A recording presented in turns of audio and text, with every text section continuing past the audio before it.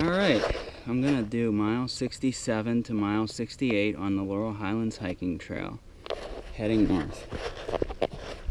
Right now we're on top of a ridge, probably just a few miles north of Johnstown, Pennsylvania. Nice overlook here.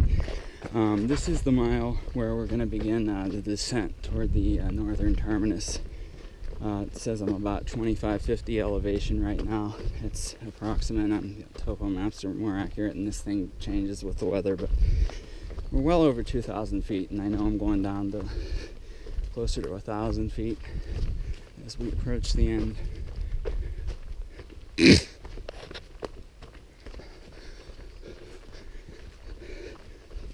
So if you guys are watching the last mile that I did, which was 66, today's June 4th, 2016, and I'm doing miles 65 through 70 today, filming those miles.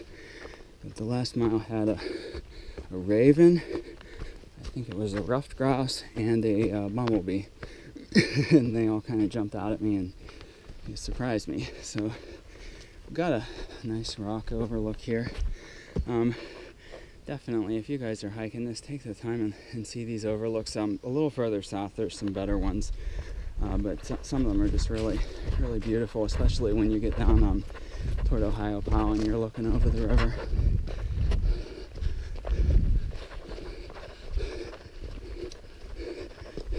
Everything's so green right now, so a lot of the areas that are actual, overlooks in the winter are not.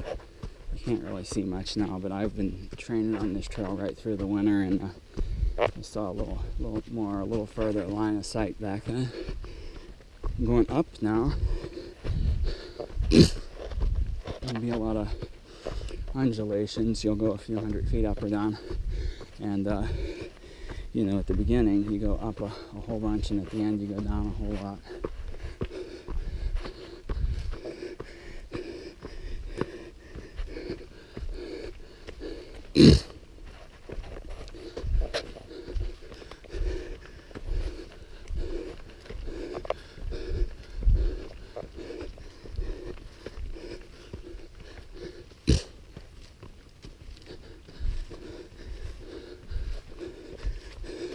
These videos are going to be done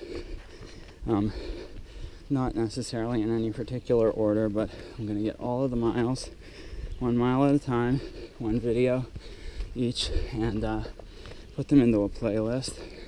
Haven't determined quite what I'm going to call that yet, but yeah, as I get to them they'll be in order, so you'll have 65 to 70 available when this goes up, and probably the next section I'll probably do. I don't know if I'll get a chance before the race is. I want to get the southern 8 miles, known as the notorious Gate to 8. If you can survive the Gate to 8, a lot of your troubles are over, because if you don't get pulled out at that first aid station, it's a little easier after that. You come up a lot in a short distance, and you go down again and come up again.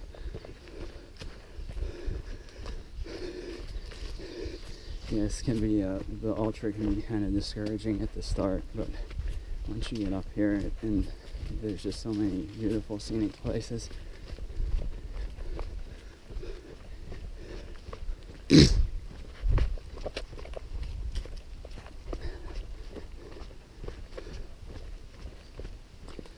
aren't really any hiking shelters or anything on these miles that I'm doing today. But in the future, there'll be areas where there's hiking shelters for backpackers that have pit toilets. They might even have like water pumps or something. They'll be off to the side, and I believe they're noted with blue blazes. I believe it's also between, I'll tell you when we get to it, but between 67 and 68, I think there's an ATV road that kind of goes off in the direction that the trail's going, and the trail veers off to the right, kind of turns, makes a sharp turn, and goes into some rhododendrons. So be on the lookout for that. It's easy to get screwed up right at the end. Like you're 2 miles from the end and you could be going totally the wrong way. So look for the blazes definitely between mile 67 and 68.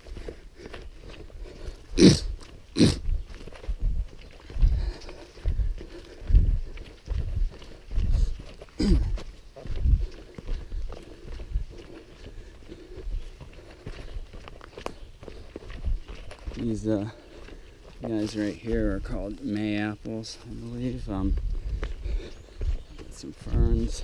Try to point out some plants and different things if I can identify them.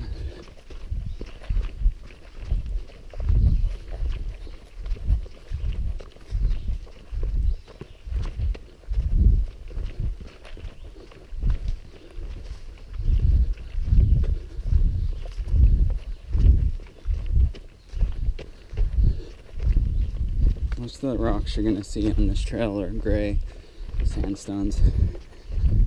They're just all along the summit of Laurel Mountain. A lot of places will be very moss covered and green, and yeah, it's a lot of gray sandstones and roots and moss on this trail. There's also some nice areas too where you can go through. They're called rock areas. I think there's at least 2 or 3 of them further south. And it's they're like little canyons almost. There's just big rocks and you kind of pass through them on the trail. Really pretty. You could climb on them. Climbers, I'm sure, bouldering people would have fun fooling around on them. They're not too high, maybe 10, 15 feet at most.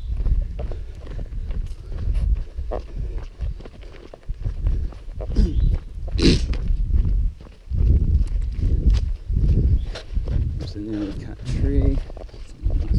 Doing some trail maintenance here. It's starting to rain a little more now.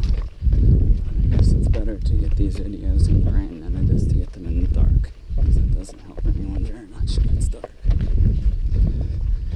And it will rain here. I think they get a little more rain in Pittsburgh probably, because the Laurel Mountains tend to catch everything, the weather that's coming from the northwest, and tends to hang around in the Laurel Mountains a little longer. It might rain for an hour or 2 in Pittsburgh, and it will rain all day here in these mountains.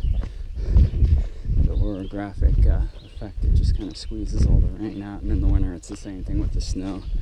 These mountains get hit with a ton of snow. For the southern part of Pennsylvania, they're a little bit colder because they're higher elevation. They might get 100 inches of snow a winter or more, and we get probably 40 inches on average in the Pittsburgh area.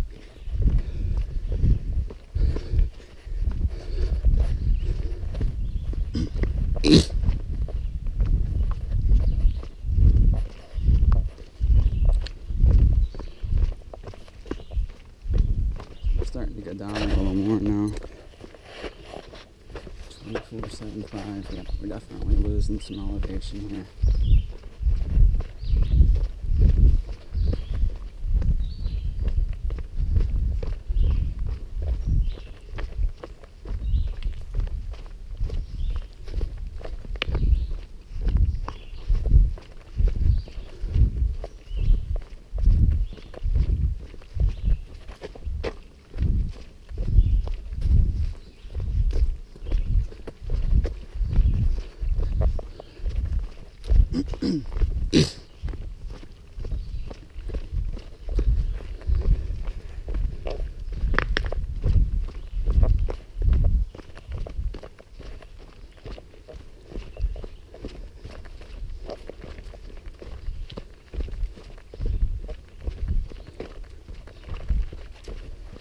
I'm probably doing right around 4 miles an hour. Just a slow kind of jog. If you've got longer legs than me or you're a little taller, you could probably power hike that fast. It's good to power hike the uphills. They're really steep and they're really long. Going downhill, you can get a little more speed and a little more rhythm. And these nice flat sections are good.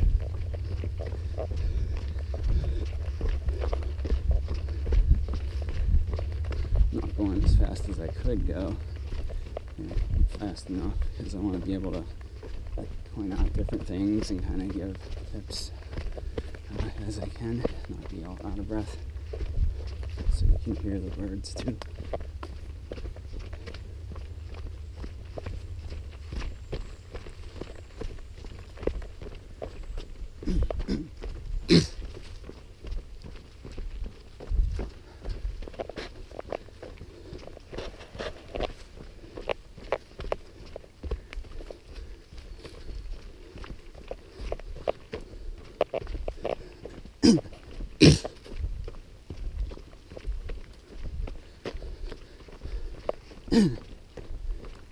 I'm really excited to make these videos and to put them out. Just a year ago, I hadn't actually even hiked the entire Laurel Highlands trail. When I did the ultra, some of the miles that I did, particularly miles 32 to 37, were completely new to me. So since then, I've explored all of the miles 2 or 3 times.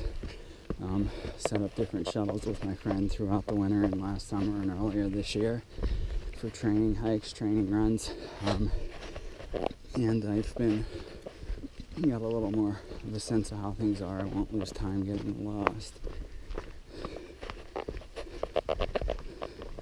This is the first project of this sort that I've ever really come up with. I think it's a manageable task. 70 different videos and probably an intro video, and maybe a video will be made at the end, maybe a summary video or something with the highlights of some of the best things, animals and different things from all the miles, just so like people can get an overview of the trail as a whole. This will be done on many different days, many different hikes. If you're hiking through here into the shuttle, you'll certainly cover more miles faster than me, but I'm going to probably be doing this out and back each time. So every mile I have to either hike to or hike back to that mile to videotape it back from it. Of course, if I get the opportunity to come through here with a friend or something, I'll make a video too. As long as we're mostly moving. If we do stop for lunch or something, I'll have to turn the camera off and there'll be a little split video there.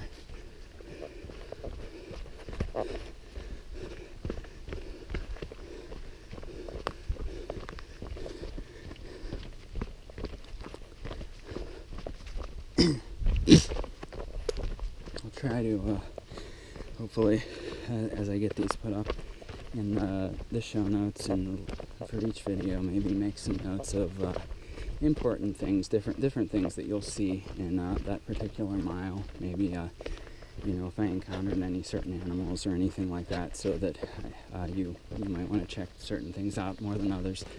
I don't want to leave anything out.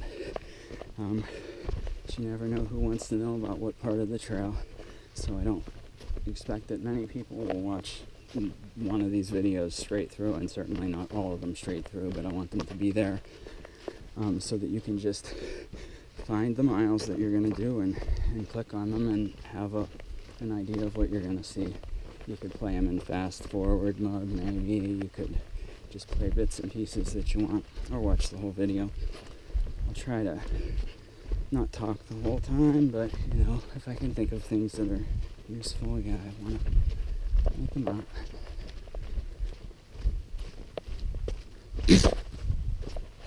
And if I repeat myself, it's probably because I'm doing the different miles and I kind of want to say certain things on each mile, so sorry.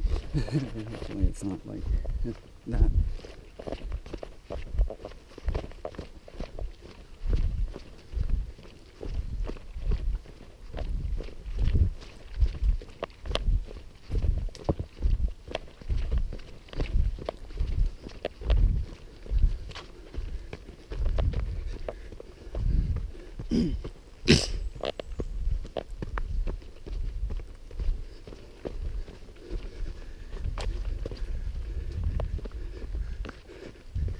This would be a nice area where you would actually see out a lot of onto the next mountain ridge in the winter, with the leaves cover it all up now.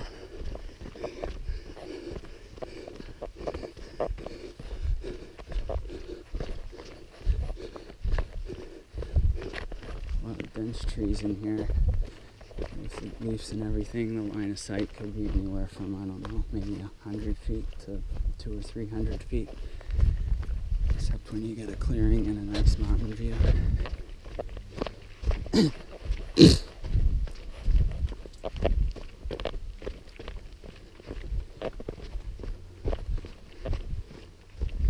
Still coming down from the highest point that I reached today on my, I began today's series of videos at mile 65 and have been knocking them off going north. It was up at, said 2,800 and something feet, plus or minus a little bit. The differences are what are the only thing that's really accurate. I'm using the old-fashioned altimeter watch, so it's not the sort of thing you'd want to survey the mountain with, but I know that from that, where it says 2285, I've come down probably 500 plus feet from the highest point. This is kind of like a mini rock area. On the rock areas, you'll see the blazes will be on the rocks, and you might have to climb through them or up them or around them. They'll be a lot bigger than that further south.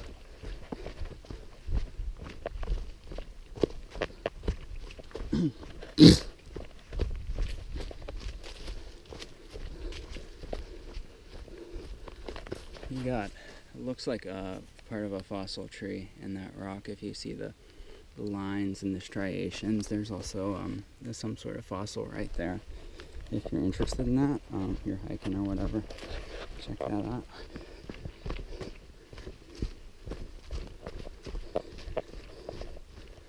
I'm not super good at identifying exactly what fossils it is, you know, like species, genus, all the technical nitty-gritty, but I can tell generally the type of plant, or, you know, not really any animals fossilized around here, but I can kind of get an idea of what I'm looking at.